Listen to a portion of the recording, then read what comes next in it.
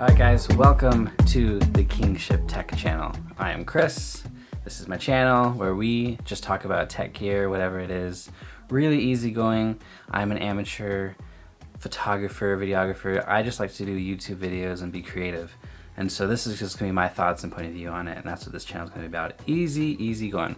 This video is going to be as promised from my first video of doing a full thoughts of this lens.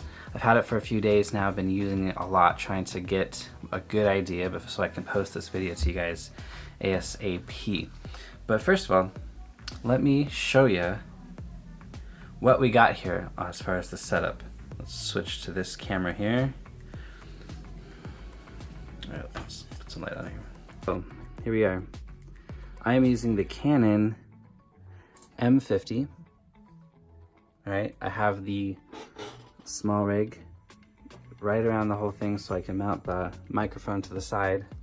But there is the lens and my adapter. All right, let's look at this side as well, the adapter. Okay, so it's not too bad. It's a little, obviously much bigger than the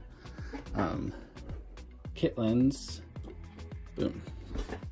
In comparison here, the kit lens is a lot smaller. Okay, actually I might pull it off. But there I am. It's a good setup. Okay, so that's what I'm using right now, and I love the setup. I love the size. The body is obviously very compact, but the small rig makes it better. But I want to show you that because I'm using this with the Viltrox Speed Booster, which is giving me that full frame view, which is allowing me to use this lens to its full potential. If I put it on the APS-C just straight on with an adapter, it would give me so it would basically be a 27mm, which is not very, wide, not very wide at all for vlogging or videos. But I want to also show you something. With the Speed Booster, this gives me the ability of, instead of an F2.8, it's going to give me an F2. So yeah, it's giving me from an F2 to F2.8 17-35, which is unheard of. Like, there really is not another lens like it. And so I've been using it for the last few days. I love it so far. It's not noisy, too noisy. I'll give you an example of the extreme case when it's ultra quiet. All the movements are subtle. You'll never have to be that extreme unless you're doing maybe some reviews or something and you're like, look at this. And then it's a little, you might hear it after that. But for the most part, you're going to be doing some music over the top. Anyways, let's look at some vlogging that I've been doing the last couple days to try and give you a feel of what it looks like, what you can expect when you have this lens. Alright, so I gotta go start my car.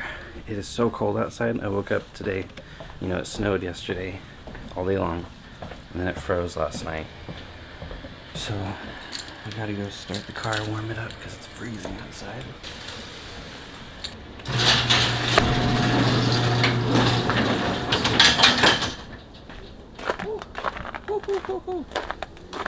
Cold.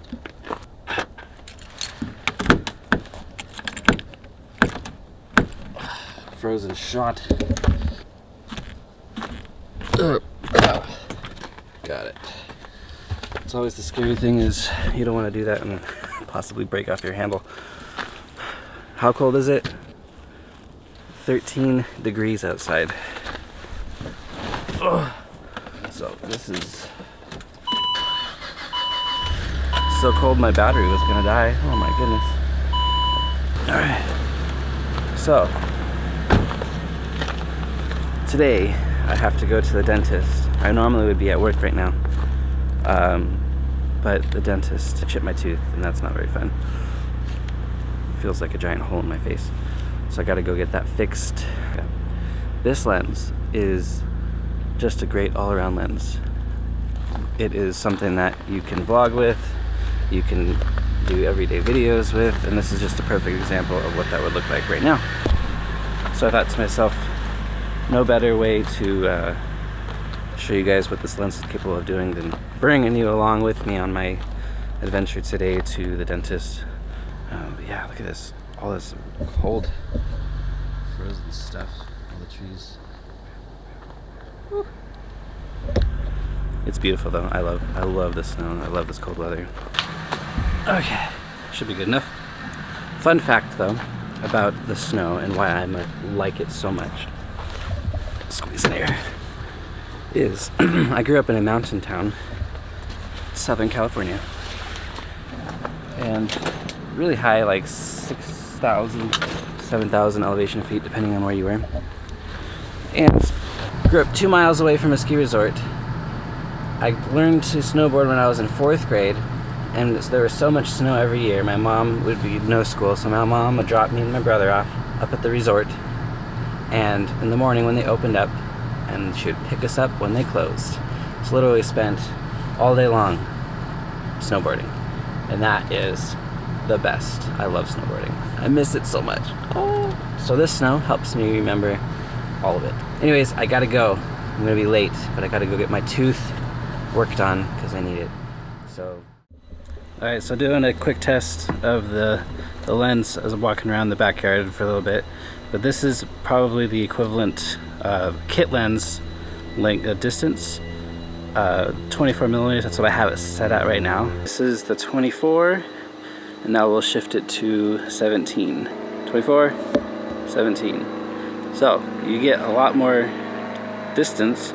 It's a little bit more comfortable to be able to hold it out. Autofocus has been really, really nice. I can't hear any of the autofocusing. The optimized silent drive OSD is working really well. So let's see what kind of video shots I can get. Maybe some slow-mo, some B-roll, and see what it looks like. All handheld, by the way. I haven't pulled out the gimbal yet to see. But this lens, by the way, is going to be really awesome for gimbal work because the barrel doesn't extend no matter if you have it on 35. Well, it extends like a 1/4 inch. It really doesn't matter that much for gimbals. It should be able to handle it. But like I said, here's 35, so even then it's not terrible. Obviously if you want a close-up you can, but 17. All right, let's get some B-roll.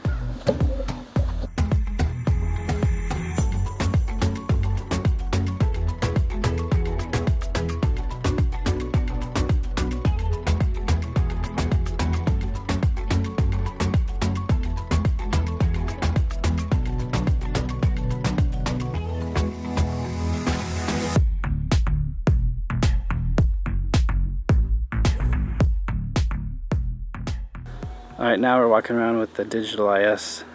Maybe see what that looks like. I'll go make this loop again. It's kind of fun doing this testing thing, and I wish I probably would have started this channel a little earlier because I've already gone through a handful of lenses trying to find the one that I want, the specific one that will work for long term. I'm more about the long term than I am short term, but I'm also willing to try things out and then resell them if I have to. I'm pretty good at that. But alright, we'll review this later to see what the better or worse, if it looks weird or not. Alright, I think we're done for right now. Alright, so right now I thought I would do a little bit of testing on this lens again in the car. This time I'm not moving, so I can give you, full attention to figuring things out. There's a couple things I wanted to test. The first one was just to show you guys how it does with face tracking. Right now I have it in face tracking mode on the camera, and so I thought I would see what it looks like. Looks like it's tracking real well. And then also, while it's doing that, to see if the focus motor, see if you can hear it through the camera. How this is set up, this camera or the microphone that I'm using is kind of like the lower budget microphone by Boya, and it's not precise shotgun microphone. It's kind of like an everything, like it can pick up noises from all over, and so it's basically right above the lens itself, and so that's why it's probably going to pick up a little bit more noise. Alright, so since it's right there, let's just test it out with my hand.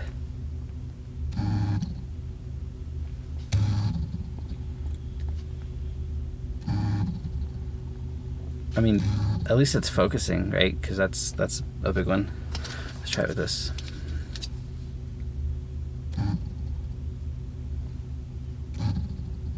So I can hear the motor from here, which you're probably going to also pick it up on the camera, because if I can hear it, then the microphone's gonna hear it too.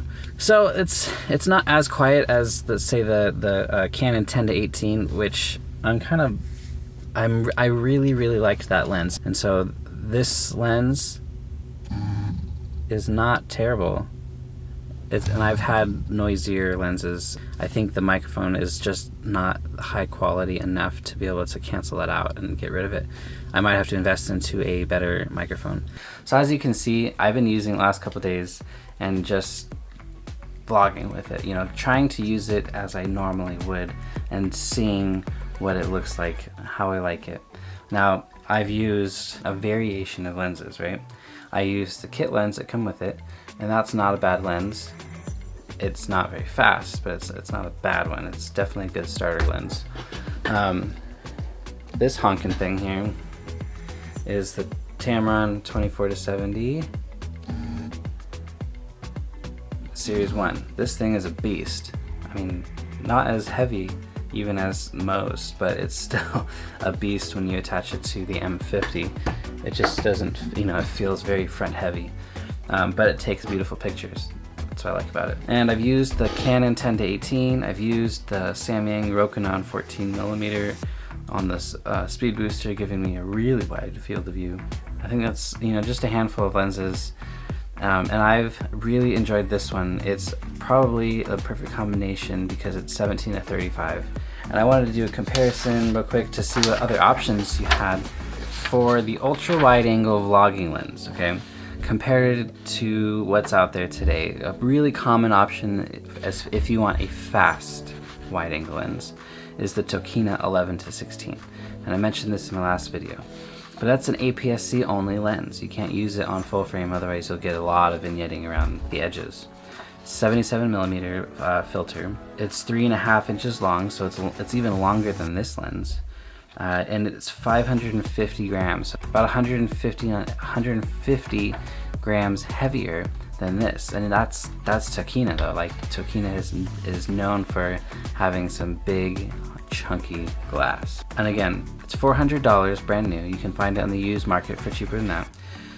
But it's only for APS-C. So on the APS-C, it's probably directly equivalent to this lens right here, 17 on a full frame. Then you have the Canon 16-35, a favorite among YouTubers, vloggers, because it's ultra wide for full frame. 16-35 F2.8 version 2. 82mm filter thread, which is larger, so it's going to be a little bit pricier to get filters, though it's not an uncommon filter.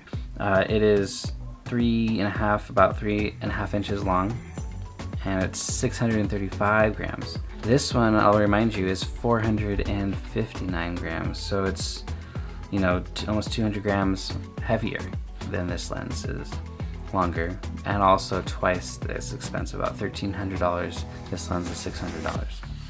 And then of course you have the version 3, which is even larger, a lot larger, about 5 inches in length, 790 grams, which is almost 300 grams heavier than this lens, and almost, well, it's $2,000. This is an incredible option for what you get out of it. $600, you get an ultra wide 17-35, you get a fast lens, perfect for astrophotography if you want to, but like I said, I'm using it for vlogging purposes where I want a good, you know, background. You can see the story, what's happening. I can film my kids, and because it's ultra wide, it's not going to be that bad when it comes to vibration, you know, image stabilize, that kind of stuff. It's not terrible, because the wider it is, the better it is. You don't get as bad. So that's my amateur thoughts on this thing. I hope you enjoyed the video. Please subscribe. I would love it if you guys stuck around. I have lots of videos to do, but like earlier, I just quickly showed you my setup, and maybe I'll do a video just for my 2019 video setup, right? And what I use to make my YouTube videos. There's gonna be more to come, right? Always more videos. There is going to be more. So, I'll see you guys in the next video. All right, bye-bye.